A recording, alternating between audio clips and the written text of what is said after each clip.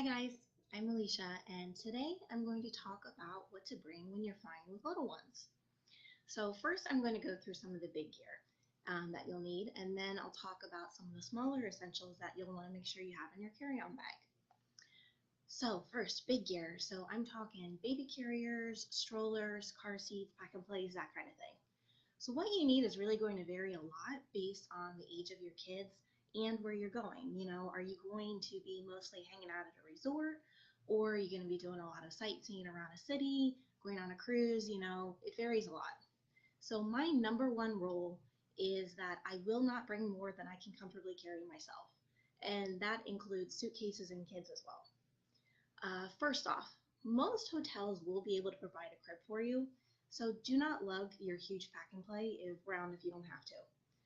Even a lot of places overseas will have cribs, so you just have to ask.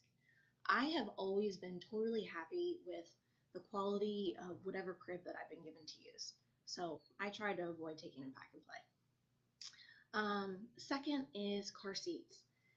So this is a pretty debated subject in the world of parents, but really weigh whether or not you are actually going to need one at your destination. I've yet to meet a parent that enjoys hauling that big bulky thing around. I definitely don't.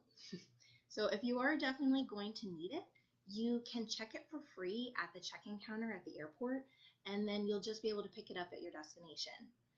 You will only be able to bring it on the airplane with you if you actually pay full price for a seat for your baby or your toddler. And personally, I've been against paying for seats for my kids up until this point when we didn't have to.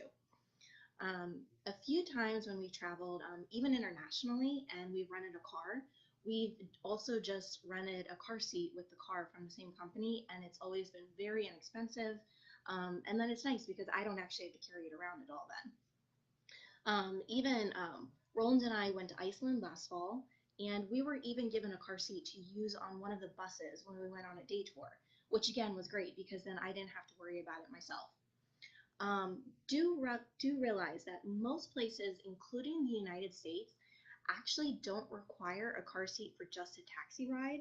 So if you're just using a taxi to go to and from the airport or something like that, then that's really going to be up to you whether or not you decide to take the car seat. Next, so strollers. For many types of trips, it can be worth taking a stroller if your kids aren't walking yet, or if they're not quite old enough to walk around all day.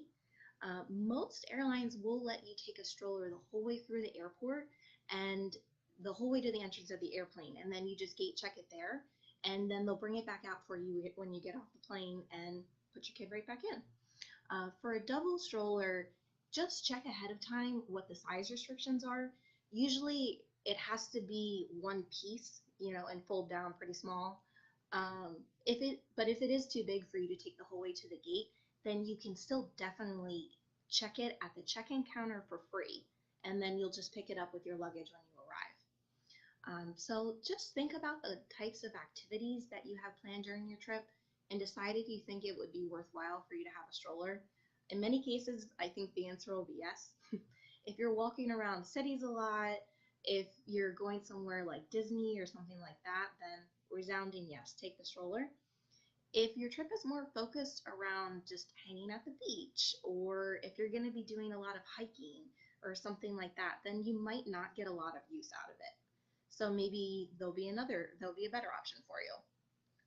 My favorite baby gear is a carrier for wearing your baby or toddler on your chest or on your back. So I have gone on entire trips with Roland with just a carrier. Your hands will be free, the carriers are light, they're really easy to throw in a day bag. They're especially great if your little ones aren't even walking yet, or if you're like me and you're just trying to contain your toddler sometimes. Roland also used to take all of his naps in a carrier when we were traveling. So if you think that your kiddo might be the same way, then it might be great to have one of these along.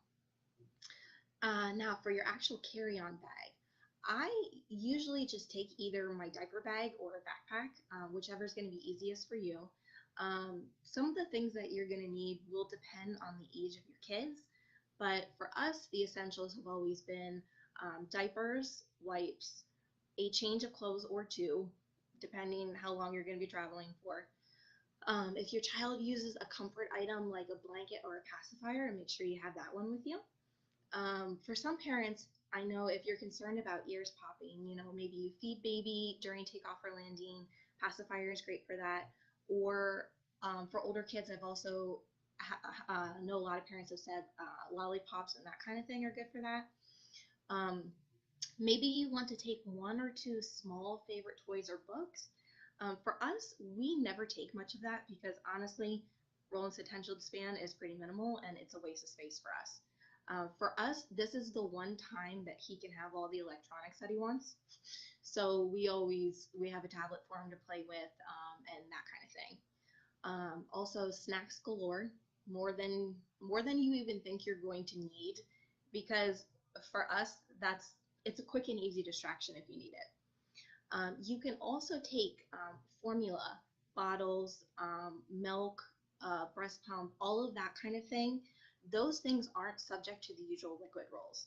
So you can take as much of that as you're going to need.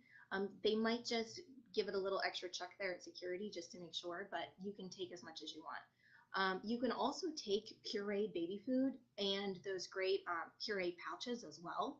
Again, they might just give it a little extra check there at security. Make sure you also have at least an extra shirt for yourself because accidents happen. They have definitely happened with me with baby on board before. Make sure you have some basic toiletries, your chargers, whatever medicines you might need, and all of your important documents. Again, I will not take more than I can comfortably carry myself, but make sure that you do have at least those kinds of essentials just in case you end up with a delayed flight or something like that. You'd hate to be stuck. All right, so guys, if you have any questions about what you can and can't fly with or what essentials would be good for you in your situation, just send me a message. Thanks for listening. Talk to you soon.